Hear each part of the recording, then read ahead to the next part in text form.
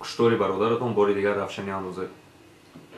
Ман гуфтанӣ ҳастам, ки бародари мара рӯзи сеюм соати 11 куштагиянд. Хабар ман мебиёд рӯзи панҷум.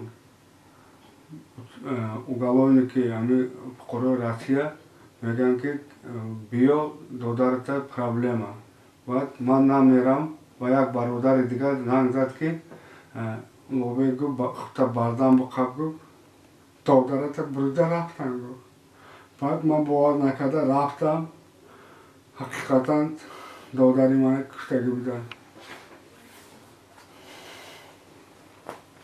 Ман мехоҳам, ки баъд мана морд роӣ кардан, ман апознаватса кунам. Рафта дидам, ки ҳақиқатан додари ман буданд. Дар шабакаҳои иҷтимоӣ хеле баҳсҳои зиёд рафта истодааст, ки ӯ гӯё маст буд ва дар ҳолати мастӣ ӯро куштанд. Дар ин бора чӣ гуфтаниед? Ман гуфтанӣ ҳастам, ки ин дурӯғ, ин тӯҳмат аст. Додари ман намоз Қуръон мехонад. Чӣ хебар, ки ва як қадри раҳт ба куштагианд. Ин ҳама дурӯғ аст. Следователи ва ё гуфтагианд, ки мо его котияра гуфт опять платформа гуфтагием. Значит гирифта унҷа бурдагианд, ҳамҷа куштагианд. Вақте ки магазин биромаданд. Ин маст паст набудаги. Вай шаб ай кор омадааста, биромадаги ай магазин.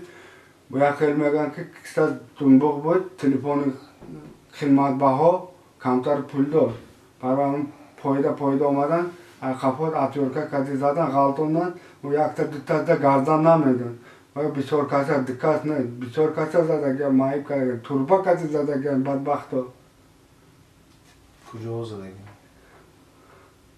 Гарданса вақте ки атёрка кади да гардан тиқонданд, гарданса хам карданд, коса кади буридагианд, то охираш нест. Ҳамин шуда ғалтидаги ба уголовнико омадан, сотруднико обнаружить кардан буданд. Ман ҳамин қаса фаҳмидам. Тамом, дигар ман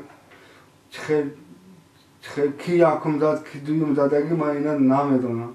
Медонам, ки явна ина бисёр каса ганда издеватса карда, дастдоста бурида, ҳама доста буридагианд.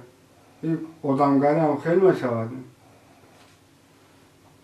Барои гирифтани кӯмак ба кадом хадоматҳо муроҷиат карда будед? Ман рост дигар муроҷиат, ман якум бор дар сари ман хеле мурда ғалта дошт. Ман якум масҷид ба омадам, хонаи худованда. Бачаҳое, ки ман ва акай Иззат Амон гуфтани бародар кардӣ, мана шинос кард. Аввали одам манда ай бачаҳо ҳамин рӯзи намози ҷумъа ва 40,000 рубли Россия ҷамъ карда дод. Мондагиса худам давода карда бозор рафтам, таксисто илтимос кардам, нола кардам, гиря кардам. Обши гуфти, ки ва ё 90,000 месад. Ман 90,000 набошад, зулм расидагиса ҷамъ кардам, мана роҳӣ кардам. Яъне то 8 май ягон кас ба шумо кӯмаке нарасонд, ягон хадамот? 8 май? То 8 май. Ман толка 8 май рӯзи ҷумъа буд вақте ки шумо омадед. Як бор якум бор масҷид ёрдам кард. Тамом. Акай Иззат Амон ёрдам кардаги мондагиша гуфт, агар мо бода нарасад, бародар гуфт, изо накасида занг зан, чанд сум намерасад, куҷода намерасад, мо бо ҳаракат мекунем, бо ай камбағало ҷамъ карда ёрдам мекунем. Хай шукронаи Худо ина расид, алҳамдулиллоҳ. ҳозир Тоҷикистон 4 рӯз пеш роҳӣ кардем. Рӯзи 11 роҳӣ кардам, 12 саҳар 5:20 Худо раҳматига гирифтанд, соати 9 рӯзона ҷаноза карданд. Тамом, ман дигар давом надорам. Овозаш то 8 аллакай пахш шудагӣ буд дар тамоми ҳудуди Москав. Яъне ягон кас ба шумо ёриам накард, то худ муроҷиат накардед? Ман муроҷиат ҳукуматда намекардам. Фаҳмидам, ки бесполезна. Рафти ёрдам намекунанд. На ваеш, на уш, на дигаре. خیر اگه خدا من نمانده من اگه عزت خدا من توری کرده بچه ها یاردم کردن تمام دیگه ما هیچی بتانم میتونم. محترم عزت امان، نسبت اظهارات پخش کرده سفارت جمهوری تاجیکستان در فدراسیون روسیه رابطه با کشته شدن شهروند جمهوری تاجیکستان از جانب فاشیستان فکرتان را بیان کند. بله تشکر. ما بسیار متاسفیم از پخش این اظهارات زیرا که با دو دلیل میتونیم این اظهارات را رد کنیم.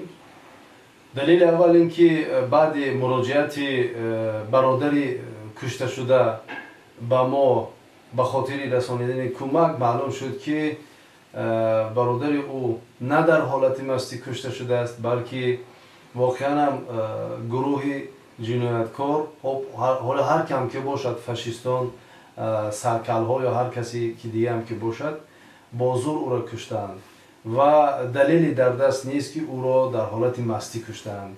خب برادر کشته شده علیه این را اظهار داشت و ما نیز بعد از مراجعت برادر کشته شده با نمایندگی وزارت کارهای داخله در نواحی مسکو تماس گرفتیم و معلوم کردیم که واقعا هم نفرانی که شهروند تاجیکستان را کشتند بغیر از این در 8 حالت کشتار همچنین یک کشتار دست دارند. حالا اگر اونا قاتل نبودن، حالا اونا اگر فاشیست نبودن، حالا اونا اسکین هید نبودن، اونها کی بودن؟ یعنی 4 نفر نابالغ یعنی امکان داشتن میتوانستن که 9 نفر رو یک باره قتل کنند. دلیل دوم این است که نمایندگی سفارت جمهوری تاجیکستان اظهار داشتند که گویا اینها از روزهای اول علیه این قضیه را دنبال میکنند.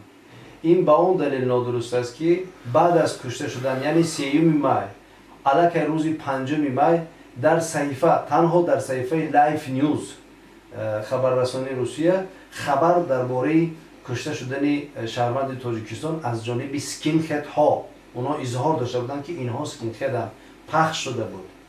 و سوال ما اینجا با سفارت جمهوری تاجیکستان در فدراسیون روسیه میماند که شما اگر از روزهای اول کشتار یعنی 3 می خبر داشتید که واقعا شهروند تاجیکستان کشته شده است، پس چرا حداقل خبر کشته شده رو در سامانه سفارت جمهوری یا وزارت کارهای داخله یا وزارت کارهای خارجه یا یگان نمایندگی تاجیکستان در روسیه یا در سایت مثلا سایت های حکومت جمهوری تاجیکستان خبر پخش نشد که شهروند تاجیکستان در بدترین حالت کشته شده است؟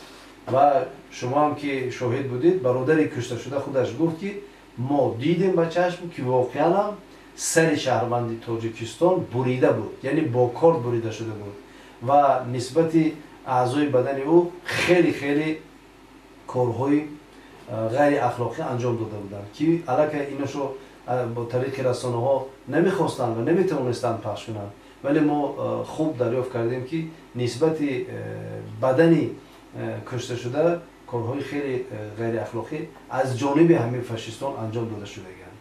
فکر ما همین است.